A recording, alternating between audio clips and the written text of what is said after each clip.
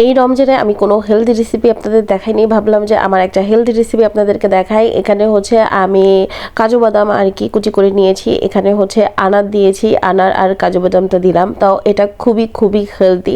আপনারা যদি এক বাটি খান আপনাদের হচ্ছে মানে ইফতারে আর কোনো কিছু খাওয়া লাগবে না, এটা আমি গ্যারান্টি দিতে পারি। এখানে হচ্ছে একটা আপেল দিয়েছি, আর পরিমাণটা হচ্ছে আমি যেহেতু 4 জনের জন্য বানাচ্ছি তো 4 জনের পরিমাণটা এখানে সব কিছু A to Z প্রোটিন পাবেন, সব কিছু এনার্জি পাবেন। এখানে 3টা কলা নিয়েছি, 3টা কলাই হচ্ছে আমি কুচি কুচি করে কেটে দিয়েছি। এই জিনিসটা কিন্তু খুবই মজাদার, খুবই ইয়াম্মি, বাচ্চারাও খেতে পারবে।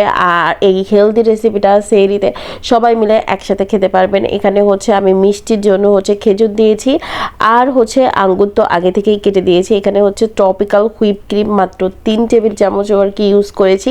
তার সাথে হচ্ছে আমি চিরা দিয়েছি, চিরা দিয়ে হচ্ছে 4 বাটি আর কি সাজিয়ে রেখেছি।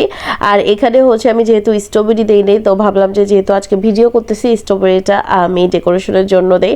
তো ডেকোরেশনের জন্য খুবই দিয়েছি, জাস্ট 10 মিনিট লাগে এই জিনিসটা করতে। তো আমরা হচ্ছে রমজান মাসে এই হেলদি জিনিসটাই হচ্ছে খেতে বেশি পছন্দ করি।